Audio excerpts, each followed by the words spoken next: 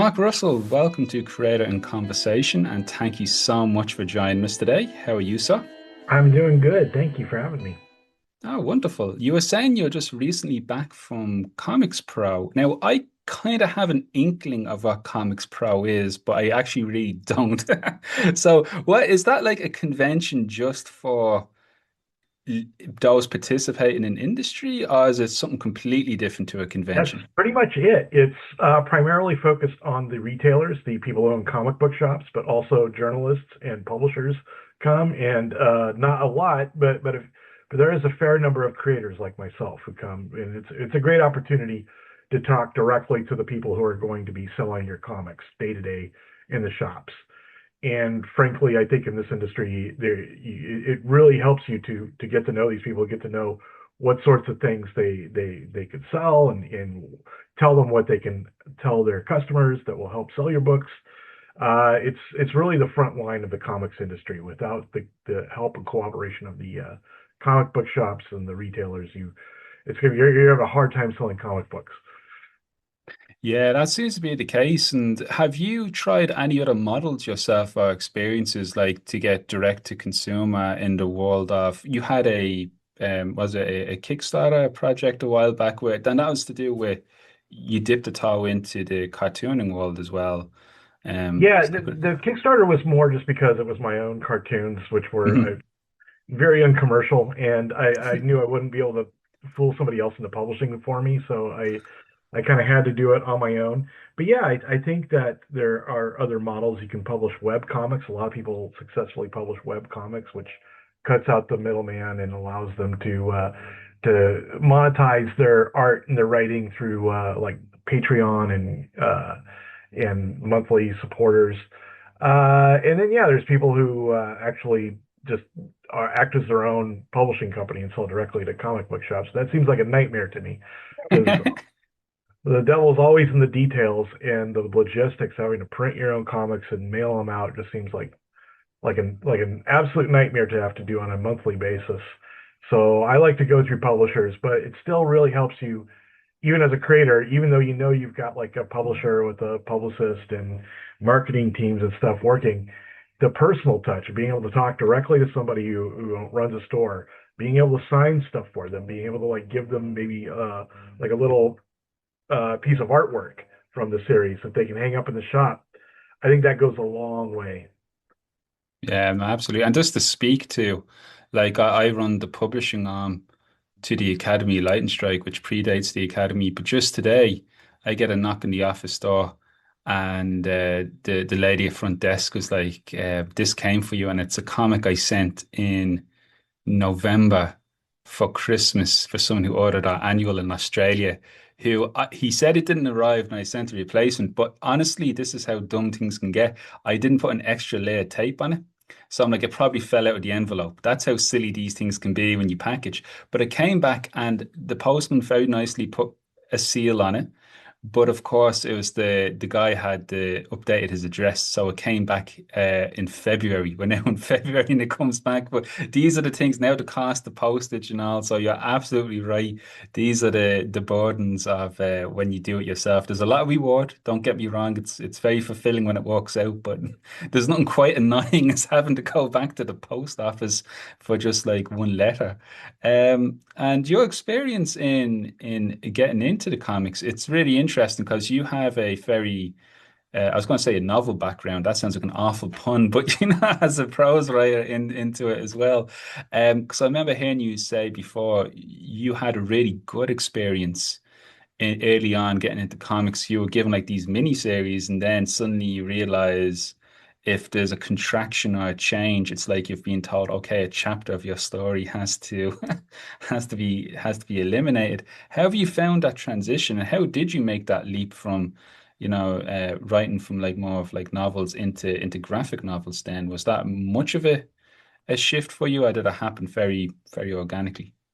It happened pretty organically, mostly because I didn't really work very hard to get into comics. It kind of found me, which is terrible advice to give to people. I don't expect anybody to think, oh, well, just wait around and a comic company will come knocking on your door. But I was very lucky in that I got a call out of the blue from Marie Javins, who was like a new editor at DC at that time. She's now the editor in chief at DC Comics. But at the time, she was like a rookie editor, and she'd been assigned with writing probably or editing the most thankless title in the entire DC line, which was a reboot of a comic that ran for 6 issues in 1973 called Prez, which is about the first teenage president. And she was thinking of like people who she thought could handle a sort of irreverent and funny comic book. And at the time, almost everybody working for DC was really into sort of grim dark, writing very sort of action slash horror type things. So she didn't really feel like there was a lot of people inside the DC wheelhouse to talk to about this comic. But at the time, I was writing these things on Facebook, just these funny little dialogues between cereal monsters like Count Chocula and Frankenberry and Blueberry, as if they lived in sort of a Game of Thrones like universe. And she somehow saw that and then emailed me and asked me if I'd be interested in writing a comic for DC. And I was just shocked. It was not an email I'd ever expected to get in my life. And so I figured I probably need a better reason to say no than to say yes.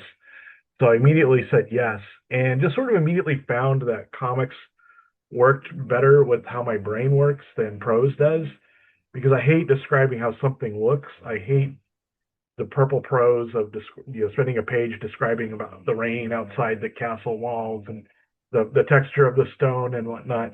But with comics, I was able to just sort of dump all the physical description onto an artist, and that made the job so much more fun. It made writing so much more fun to me to be able to like hand off the visual descriptions to somebody who can actually draw, and just focus on like the dialogue and the story and the captions. So the transition once I got into comics happened very organically. This is very much more how I care to write. The plumbing, the describing how things look and what's going on in people's faces. No one sees that but the artist and the editor. And so then I can concentrate on the things I really love writing, where I think my writing really comes to life, which is the story and the dialogue. That's amazing. So it sounds like writing for comics has been a very liberating experience for you, at least creatively. It's breaking down a lot of barriers and getting you closer to the story. You were saying you were very fortunate in someone like the opportunities kind of found you. Were you always an avid comic reader yourself prior to that, or did you, engage more with comic reading when you began, finding opportunities to write for it, or were you always a long time comic book fan? Very much the latter. I mean, like all kids, I read comics when I was very young. Not good comics. I wasn't reading Watchmen or something. I was reading like Daffy Duck, and but I grew out of it like most kids did, and I always in my mind just associated comic books with this, these disposable spinner rack things you get at the grocery store, like these Mighty Mouse comics and stuff. And it wasn't until I got into college that I had a friend who was a really avid comic reader who said, "Oh no, it's very different. It's a literary medium now." And he turned me on to things like Sandman and Watchmen and V for Vendetta and a bunch of really sort of literary interesting comics. And so it broadened my perspective of what comics could be, but I still wasn't, a regular comic book reader until I got into the industry. And then I was like, well, I need to look around and find out what other people are doing. And that's kind of I realized what a vibrant medium it was. And I think the thing that really connects to me with comics, and the thing that makes me feel like this is a really rare medium that I think people should be honored to work in, is the fact that being someone who had written novels and written prose, I always liked the interiority of it. It's like you're getting a character's thoughts. You're living as much in the character's head as you are in their lives. But then I also really liked film and TV, where it's almost the opposite, where it's like you're living the character's life. You're seeing what's happening visually, and it's all happening in real time. You don't have the chance to stop and reflect. You're going forward visually with this character, with just the events of this character's life, but you don't get that interior monologue. With comics, you get both. And it's the only medium I can think of that's like that, where you get the interiority of a novel, where you're as much in the character's head as you are in their body. but you also get this like stunning visuals of like walking into like a science fiction universe, or a mausoleum in a horror show. These are so much more effectively done visually than they're done with prose, and yet you also get the things that prose does better than art, which is the thoughts and the meditations of a character. No, it's brilliant. And we were actually just discussing in class earlier this evening here about like comics as an interactive medium. Because often when you say interactive, people are thinking digital, it's a tablet. But no, it's one of our students, Craig, actually had a great comment where it's kind of like you act as when you produce the comic or write the camera, and then the artist becomes the lens, and then you pass it to the audience, and the audience then participate what happens in between the gutter space between the panels as well. And Yeah, it's there's real beauty to it when you find why is it a comic? That's the question we ask ourselves. Like, why a comic? Why not a film? Why not a TV? Um, you so at the moment, so when you have new ideas bubbling up, do you still like have you had much in the way of experience of like pitching or approaching editors then to an idea? Like, how do those opportunities work? Do you wait to be approached with an editor come to you, or do you approach editors as a combination of both? Is there like a pitching season like they have in Hollywood where you go out and do pilots, or is it something more loose than that?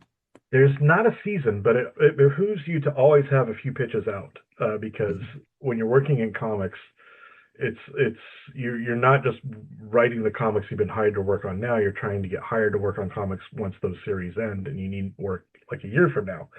So it always helps to have all stages of comic production in play at once. You're writing pitches as ideas come up to you, as you're even if it's just like a paragraph, just jotting an idea down.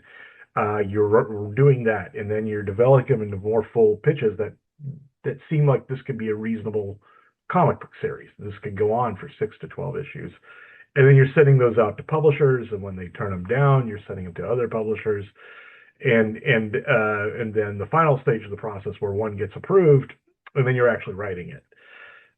But you need to always be working on every stage of that process, on different projects at all times, if you want to maintain a career in comics. Because once you realize, okay, I'm out of work, and I don't have anything lined up, it's too late. It's like you needed to have things in the hopper a year ago, to show people and to get the industry time for people to say yes or no to your work and to find the publisher that wants to publish it.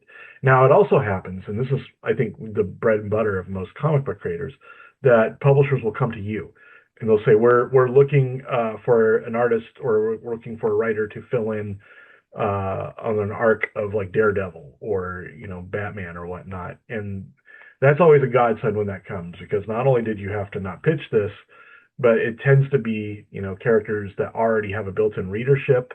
It tends to be something that will get your name out there to people who weren't necessarily already fans of your work, and yeah, it just sort of allows you to keep working without having to have as many pitches going around at the same time. So it does work both ways, and ideally you will get both kinds of work.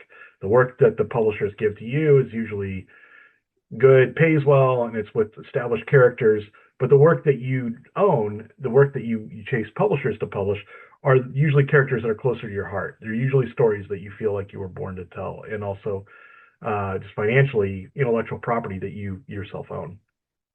Oh, absolutely. And what would be the average working day be like for you, Mark? Because obviously it's like everyone has a different approach to this. Sometimes people need to, rent an office space or go to a cafe to work, and then others, it's the more night owls. They have to, wait until the evening time or night time to get going, and others, it's very much like it's a regimen. Do you have a routine that suits you, or is there anything that you've kind of adapted or learned along the way? Because I find it very intimidating to move from like the 9 to 5 to pursuing something that's where it's not in that office environment, because then it's kind of like it's freeing, I suppose, on one hand is my perception, but on the other it's kind of like you might feel sometimes a little cut out to sea as well. So how does that work? Is there obviously with so much we're talking by Zoom right now, so everyone's only a phone call, an Yeah. app away, but is there a type of a routine you find that works best for you? Yes, and I highly recommend whatever your routine is having that because I think that the big difference between people who are able to handle a creative job where you're not at an office and you don't have a boss looking over your shoulder, people who can't is self-discipline. So the more you can sort of get a routine that works for your own brain chemistry and squeezes the best juice out of the lemon, the more successful you'll be as a writer or an artist. I think a lot of the artists I know they work at nights because everyone else in the house is asleep, so it's quiet and they don't have to be anywhere. They can sleep anytime, so they work during the middle of the night when it's just quiet in the house. I can't do that. I've been trained to get up in the mornings and work during the days through a lifetime of office labor. So I usually get up around 7 or 8 and I'm working by 9. And the other thing too with me, I feel like writing, um, my brain wipes itself out, or I just get tired, or I find myself just sort of spinning my wheels after a couple hours of writing because it's sort of intense creative work. So I try to split my day into not only writing periods, but breaks from doing nothing even closely resembling writing or working.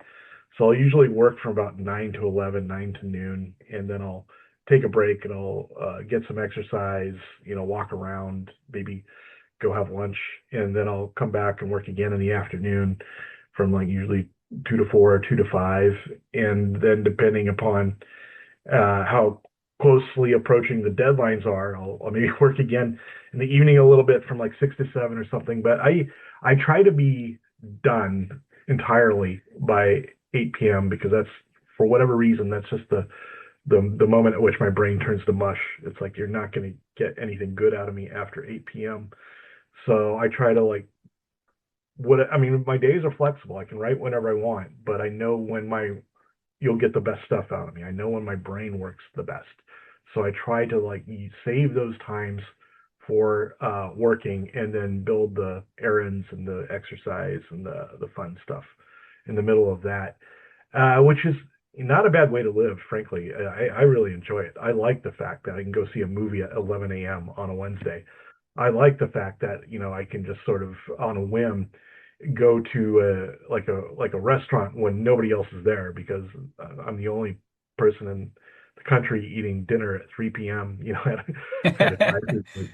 Um, so I really love the flexibility, but it also requires a lot of discipline to have that flexibility and still get the work done. I also feel like it helps to go somewhere else other than your house because your house is full of your diversions. It's full, family members and pets and the refrigerator and TV. I like to go to the library or to a coffee shop because you've sort of created your own boredom. You've created a situation where if you're going to be there for the next 2 or 3 hours, you will write, you will produce just for the out of sheer self-defense, just to pass the time. And that's kind of where I think I work the best, where there's no other option but for me to sit here and interact with my writing. That's very wise as well, where you were saying about like factoring in the breaks and knowing your limitations as well. Because to be honest, the comics industry is notorious for folks not taking care of themselves. Now, I know sometimes they haven't got a choice. They need to take that job, they need to crunch that deadline. But like really, no matter what your professional field is, gotta take care and know, how to preserve yourself. Otherwise, nothing will get done. It's not worth burning out over. Yeah, there's a What point of diminishing returns, where it's just like you realize if you're critical of your own work at all, you realize it's not as good anymore. It's not as fresh as it was. And those are great. It's great to have that ability to be, self-aware enough that you recognize that I'm running dry, and that's a perfect time to like just take a break and go do something. That's where what your life is. I think as a creative, it's the division between the creative labor and the rejuvenation you need from the creative labor. No, absolutely. And when it comes to that all intimidating blank page when you're about to start the project, like, do you have any particular warm-ups or exercises or rituals that you do just to get the ball rolling? Because, like, here at the Academy, we do everything from, spider diagrams to persona exercise, interview of characters and stuff like that. But we've spoken with folks before who each seems to have their own unique way of beginning. Some it's like I've doing this so long, I just go in cold. Others, they take a walk and reflect on it a bit and let the story come. So, how is your starting point when you come to break a story? Well, I think that a lot of the writer's block or the sort of the blank page syndrome that freezes people up comes from the idea that you need to write a story chronologically, or that it's like, how does this begin? Whereas usually when I'm writing a new issue or a new story, it's like I'm not sure how it begins. I just know what it's about. And so I usually start with one scene somewhere in the middle of the story, maybe the end of the story, that I know I want to be in there, or the thing that made me want to write this to begin with. I write that out first, and then I build out from there. That tells me, I think, what needed to happen before this, or what needs to happen after that. So, but if you lose the idea that you need to start on page one and just tell the story page by page, but you can just start with like the best thing you thought of, the reason, the thing that you were planning to make this issue about, and build out from there. You'll have a lot more success. And I feel like once you do get the ball rolling, once you do get a few pages underneath you, it becomes a lot easier to keep going, because as you're writing, you're asking yourself questions. Well, how do they end up there? What happens next? And you're answering your own questions as you move forward. Yeah, excellent, excellent. I just want to talk about some of like your collaborations and working with other publishing labels as well. Like a High Comics, they are just like an awesome and fun group as well. I've spoken with Tom Pyre before, and he's a lot of fun. Tom's just great. How did that come about? Where you got to meet them and just that kind of opportunity as well? Was that something where they approached you, or were you there at the ground floor when they were kicking off? Yeah, I was there at the ground floor, which again we can chalk up to luck. I was at the New York Comic Convention, and I knew Stuart Moore, who also works with Ahoy, from his DC days, and so I just happened to be staying at the hotel, and where I saw Stuart with Tom and Hart Seeley, who's the owner of Ahoy. They were all just like in the lobby, meeting, and unbeknownst to me at the time, they were forming Ahoy Comics there at that meeting. It was like literally at the ground floor. It was just, I walked in the hotel, and there in the lobby, I saw Stuart with Tom and Hart, and I recognized Stuart, so I just went up and said hi, and then he introduced me to Tom and Hart, and I just sort of, without knowing it, implicated myself in Ahoy Comics at the very beginning. And so we were talking about, like, they'd read my comics, and we talked about like how it's a shame that there aren't really publishers that publish funny comics. I mean, it's in the name itself, comics. They're supposed to be kind of funny, and but it's like a kiss of death. It's like telling somebody your criminal history if you try to like pitch a funny comic in this business. So it just worked out really well, and I published my first comic with the Hoy less than a year later.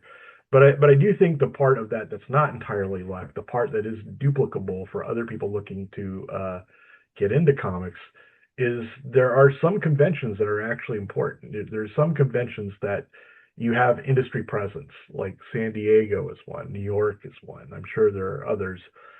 And when you're starting out, I think it's more important to go to those conventions where you might get a chance to talk to an editor or to a publisher than it is to go to the ones where you're just selling directly to fans, because you don't have any fans yet. You need to get to the point where you have a certain fan base, where you have a certain number of projects under your belt before it makes sense to go to the conventions where you're just setting up a table and selling directly to fans. But the ones where you actually get a chance to talk to people who can get you work, I think it's important to go to those once in a while, just because you have these chance encounters, because you run into people at parties and you tell them about your idea and they say that's great, or they give you their card. You can sort of manufacture your own luck to a degree just by showing up. I'm still gonna want some lotto numbers off you, Mark, because it sounds like you've had an incredibly good run of luck in Yeah, some of these I situations. should buy a lottery ticket. But no, that's amazing. And you mentioned there about conventions as well. What was your first convention as a pro? Do you remember? Yeah, it was San Diego Comic Con, 2000, I want to say 2013. I'd signed a deal with Top Shelf to publish a book I'd written, which weirdly wasn't even a comic book, but it was going to have cartoon art in there, and they were really into it. So they were going to publish that book. And they said, well, you should come to San Diego and see the industry at the ground floor. So I did it, and I was kind of blown away by how everyone was in costumes, about the general energy, the vibe around it. Because my experience to that point had been around, prose books and it would, or authors and publishers, and it felt like a monastery. It felt like you were in, church. And with the Comic Con, it felt like you were at Mardi Gras. Yeah, and that's kind of what it is Mardi Gras for nerds, which I, spoke to me in a way that the traditional publishing world did not. So I thought, well, I just really love the energy of this, and I love the vibe at the comic conventions way better than I do at these sort of writers' conferences or literary conventions where people almost feel apologetic for being writers. So that was my first clue that maybe this was a world I wanted to work more in.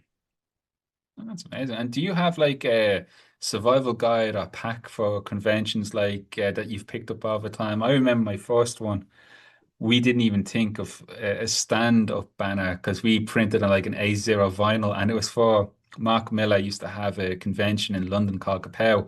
So we were on a balcony and there was no wall, and we were like, wait, what do we do with this now? Drape it Yeah, over like a tablecloth. But is there anything like if someone's thinking of attending a convention or it could be at a first convention, is there any tips you would say definitely you want to like bring lots of bottled water or make sure you have this prepared or something? yeah. I mean, you got one, the banner. It's good to have the little banner back there because it just signals that you're a professional and not somebody just taking a break at a table.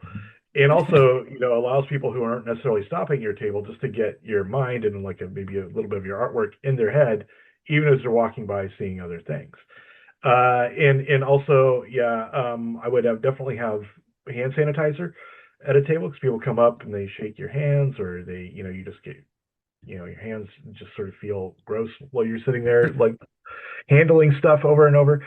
And I think pens for signing stuff like Sharpies. Sharpies, not just a black Sharpie, but like try to have a silver or gold Sharpie because if people give you something to sign and it's completely black cover, you can't sign it with a black Sharpie. So a gold or silver Sharpie is always a really good thing to have at your table.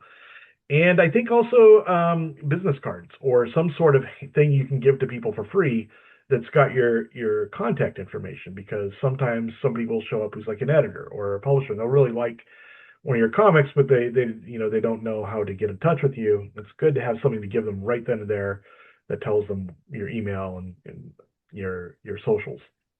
No, absolutely. That's all very sound advice, and like people listening gonna really appreciate because when you look this stuff up, sometimes like there's no like how-to guide handed out to people, and then you realize too late. How have you found the whole Hollywood adaptation and multimedia side of things with comics? Because obviously, recently last summer, there were two big hits. There's a Superman film, there's a Fantastic Four film as well, which they seem to have been tipping the hat to you as well onto. Were you at the Fantastic Four premiere in attendance Yeah, into that yeah. one? I went to it was the first time I was invited to a Hollywood premiere. Was for the Fantastic Four movie that came out last year, which is partially based on a comic series I wrote, and I got a little special thanks credit at the end, which was really nice. And yeah, it's sort of your hope and dream in this industry is that something will get adapted because if you ever want to make real money, by which I mean like money that will allow you to buy a house or something like that, it's probably going to come from Hollywood or TV, not from comics. I currently working on a couple of different adaptations of creator-owned stuff I've done. I don't know if any of it will actually end up hitting theater screens, but it's good to be working on that phase of your career as well. Once you've got a certain amount of titles under your belt, to begin thinking, well, what else can be done with this? Can this be adapted to a musical or to the big screen? Or and also, I think that if you can get work outside of comics, whether it's writing for video games, whether it's writing for a TV show or whatnot, it really helps sort of insulate your career from downtimes because, like any industry, there's good times in comics and there's bad times in comics. There's times where publishers are approving all kinds of new series, and there's times where hardly anything's getting approved. And the best way to sort of like insulate yourself as a professional in that is to have other other things, other projects going on outside of comics that you can still rely upon for a paycheck. Haven't had anything of mine creator owned adapted to TV or movies yet, but I've gotten very close a couple times, and I feel like again this is just sort of a matter of buying enough lottery tickets until one turns out to be a winner. You just put enough stuff out there, and I think your odds improve geometrically on getting something that does become like adapted to Hollywood or to TV. No, that's great insight, and it's like you're touching upon there the transferable skills as well, which is something that, like here at the academy, we all look at. Even just before the call in our class today, we were just exploring like the writers' room, how that might evolve for games, television, and cinema as well. And even you were saying that you are comics proud. I don't know if you caught Robert Kirkman's talk, but he was also a talk because of his success with Invincible as animated versus the comic sales when it was in print, it wasn't a hot property, but now it's finding new life, and he's really seems to be excited to explore that pipeline from comics to animation. So I'm biased because I taught in animation before I went full teaching into comics. So wherever we can marry those two, I'm always 110% behind. Um, and just working on some of the big IPs, like great collaboration with Michael and Laura Allred as well. With Superman Space Age was just fantastic, and Batman the Dark Age as well was just like I was surprised with the follow up because in that first story it was kind of like if that was all that we had, that it was very self-contained. And then with the Batman follow-up, again, it didn't feel like it was jammed in. It was its own entity, but also part of this connective. And I believe you're coming back for Wonder Woman to finish out the trilogy as well, yeah? That's correct. Uh, Although hopefully, if they let us just keep doing it, I would do it forever. If oh, they fantastic. just offered me the chance to completely rewrite the entire DC universe in this sort of age series, I would do it. But yeah, but we are working on Wonder Woman right now, which kind of ties the Superman and the Batman book together. So if this is the third and final book, it will make sense as one collected story.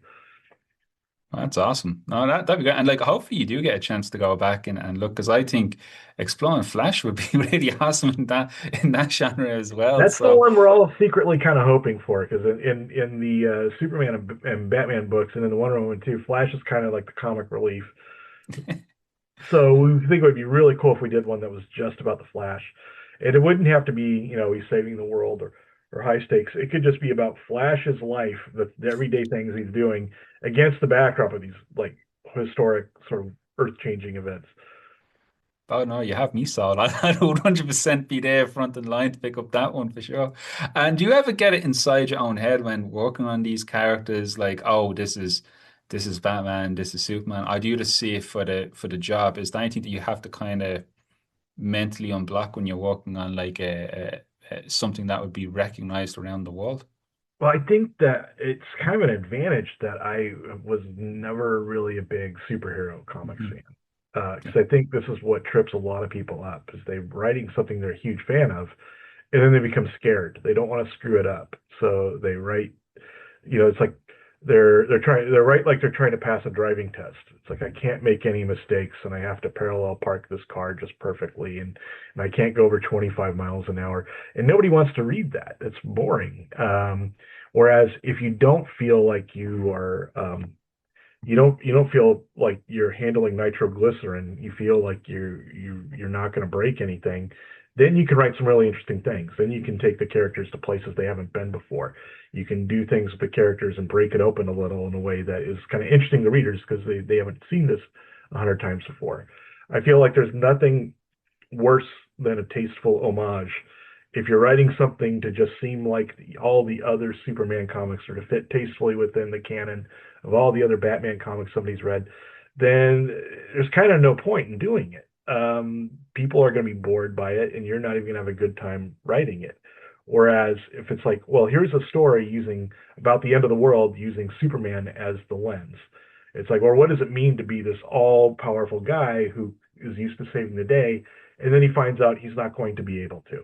That no matter what he does, the world is going to end in 1985, and there's nothing he can do to stop it. How do you still be Superman under those circumstances? To me, those are the stories, the superhero stories that are interesting. The ones that people are like, well, I've never heard that before, or the ones like, this is not the Superman I remember, or this is the ones that sort of take people out of their comfort zone a little, including the heroes themselves. I feel like every great superhero story is not really about the powers that the person has. They're about the person running into a situation they don't know how to deal with. Amazing. No, that's brilliant to hear, and it gives me actually a great segue into. Thanks so much for taking my questions. This we have a couple of students here that have a question they want to ask as well, and I just want to pass over to Craig, who has a question that I think ties in a little bit to the superhero but further afield with some of your work on the Flintstones as well. So, Craig, do you want to come on in? Yep. Hi, Mark. Big fan. No, thanks. Just I was just wondering, at what point in your brain did it click over, like you made the connection between the appliances in the Flintstones being able to be a vehicle for such a story that is like just profound about time and moving on and purpose? That was weirdly what I started with when they offered me the Flintstones. I thought that's kind of what I wanted to build the story around was the appliances, and about how Fred goes to work at the quarry, and nobody, and Mr. Slade's always trying to rip him off, and he treats him like just like a tool. And then Fred goes home recognizing the injustice in his own life, but then he treats the garbage disposal or the vacuum cleaner the same way. And I feel like this is kind of my central criticism of civilization, that the division of labor, the fact that we live together in these large numbers, we encounter people we don't really know or care about on a daily basis, allows us to sort of treat each other as appliances. It's like, oh, that's not a human being, that's just the barista, or oh, that's not a human being, that's the postman, or whatever. And I felt like that's sort of what I was trying to illustrate with that. It's like there's this chain of people treating each other not as people, but as appliances, and that was sort of the soul of the series. Like, how do we break out of that and begin recognizing people not for their utility to us, but as living, feeling beings that have a right to be here, completely regardless of whether or not they are useful to us. Cool, thank you. Brilliant. And Diego also has a question as well. If you want to come in, Diego. Yeah, hello. Thank you for talking with us, Mark. My question is about a Snagglepuss. Exit left the stage. Brilliant book, so interesting. Everything very good. I was very surprised with Snagglepuss, his wisdom, such a well of knowledge. Did you research? Because he comes with these sayings so spot on for the moment, yet philosophical. Did you research some of those sayings? Was it how did that wonderful dialogue of his came to be? Well, a couple places. One, I was writing that in 2016 when I was very worried then, more so now, that the United States was on the brink of succumbing to fascism. And I was also, it felt like ominous to me in a way that I felt a parallel to, this is like in a way, a parallel to the Cold War, or to the feeling that if we want to remain a free country, we must be able to withstand the temptation to dispose of the freedoms of people that we find inconvenient. But in terms of the story itself in Snagglepuss, it was really kind of built on two things. One, that I knew that Snagglepuss was a gay icon within the gay community, and a lot of people regard him as a gay cartoon character. So I wanted that to be in the story. And the other thing I knew for sure about Snagglepuss was that he had been in theater, because both his catchphrases, Heavens to Murgatroyd and Exit Stage Left, are theater things. So I began thinking, well, what is the thing that why is he not in theater anymore? Why is he a cartoon character, not like in plays. And that's when the Lavender Scare, sort of the McCarthy hearings, that's when that sort of occurred to me, like, oh, he was forced out, probably because he is a gay icon. And so the story kind of built itself out from there. But in terms of the philosophy and the content and the idea of like you can't make it easy for authoritarians to you can't comply in advance. That all came from what I felt like I was experiencing firsthand with the after the 2016 election.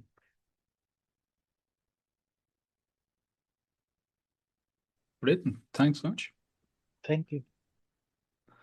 And that's awesome. And so, Mark, at the moment, what's currently on the cards for you now? If folks, is you still on Speed Race? I think it's the last Yeah, one. I'm writing the Racer X title, which is sort of the spin-off of Speed Racer that follows the sort of sulfurous, mysterious character who protects Speed Racer on the racetrack.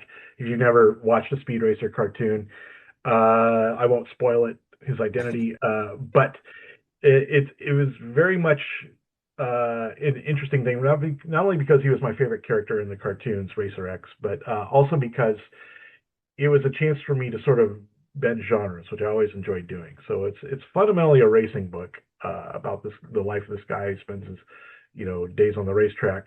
But I also allowed me to make it kind of a film noir, where it's about this guy who's been sort of cursed by fate and now has to find his way back against all odds to help protect this other man on the racetrack. So volume one, the trade for the first four issues of that series, comes out at the end of March, and I'm very happy with how it's turned out. Artwork by Nuno Platti, who has just done amazing work sort of drawing the kinetic energy of the races. I always feel like I could tell when an artist is really capturing a moment well if I'm getting rid of sound effects. Like if I've written all these sound effects in the script, like the sound of cars going around the corner or bumping into each other, and then I realize the artwork does that perfectly well on its own, and they don't need me writing crunk on the page, and so I can get rid of the crunk or the zoom or whatever, and then that's a gratifying feeling because it not only means that the art is just really doing the work, it also means that you get to see more of it because you don't have it covered in these stupid words. Um, I also have a war comic. I guess I'm trying to eventually do every genre possible. I have a war comic coming out. It's called Dog Tag. It is set in World War II in the European theater, and that comes out on May 6th, issue number one. And I'm working on a series with Michael Avon the artist, right Right. now, which will come out sometime in 2027. But it's called Lucius, and it's about a man, sort of a rich kid, set in this sort of fake medieval universe, sort of like the Princess Bride. But he, in a magic trick, he gets stuck into the body of a donkey. So it's his mind in the body of a donkey, and now he has to experience the world not as a rich trust fund kid, but as a donkey, as a pack animal. And I'm really looking forward to that one. It's like sort of a comical fantasy story with it's going to have fantastic art by Michael Avon. But those are the things I'm really looking forward to right now. That and of course the Wonder Woman title, which we've already talked about. Amazing. And which publisher is bringing out Dog Tag and the collaboration with Avon Homing? Is that they coming out with the same publisher or They're different? coming out the same publisher. Mad Cave is doing both of those books. Brilliant. Fantastic. And That's JP Holden, who you may know, you may have even oh had yeah. it here. He's doing the art on Dog Tag. Oh, amazing. That's great. Yeah, JP, 'cause Yeah. he's starting off as last I seen, he was with Big oh JP Hutton. Yeah, no, JP, yes. Up north side, I was about to mix Okay. him up with someone Yeah. else as well. Yes, that's not Here's awesome. a little bit. Oh, and I'll hold this up to the camera, but I don't know if this is going to work. Oh, I think it might be the Yeah. digital background. Yeah. We Exactly. almost But we anyway, almost got a reveal. yes, he almost got like a little teaser, but his artwork's been phenomenal. He's really captured it incredibly well, and I'm very happy with how it's turned out. So, Dog Did you Tag, art by PJ Holden, written by me. did you see PJ stuff in Rebellion before? Like Yeah, his yep, that's what he's in. Yeah. right. The And Judge Dredd stuff. That was like the only real exposure I'd had to him, but I loved it. And they sent me portfolios of different artists when we got approved to do dog tag, and his art really stood out because it looked like he not only captured action well, but just sort of the moments where there was no act, the tension, which is really what I wanted for this comic, the tension of characters getting ready to go into war or being left alone with their own thoughts in a quiet moment in a battle, which is mostly what this comic is about. Amazing. No, that's gonna be amazing when it comes out. And yeah, and also Luna have a new relationship now with Rebellion. So the gap between there used to be a lot of barriers between 2000 AD and stuff getting out to the US, but they seem to be hopefully eroding those away now. So folks might be able to see even more of that kind of style. Because the British comics, US and British comics, it's interesting. 'Cause so many from Britain made its way over in the 80s, of course, and then found their way mainstream, but it is still, if you didn't grow up with some of them, it's a more of an anarchy sense to it, when you read the story. So it's a whole different, not a different genre per se, but just a different approach. So if you like your 80s comics, definitely definitely check Yeah, out Rebellion when they get there. And so thanks so much, Mark. This is phenomenal. This is amazing, great opportunity to catch up with you. If folks want to keep following with what's the latest from yourself, do you have a particular newsletter or social media platform that you prefer? I am going to be having a newsletter. I haven't started it yet, but eventually. But yeah, in the meantime, follow me on Blue Sky, where I'm most active, and my handle is Manrus, Manruss, and also on the Instagram under the same handle. Wonderful. Well, this is great. Really appreciate you taking the time and taking everyone's questions as well, and all the success ahead, and hopefully talk to you again in the future as well. Thank you so That'd be much. great, Ian. Thank you for having me.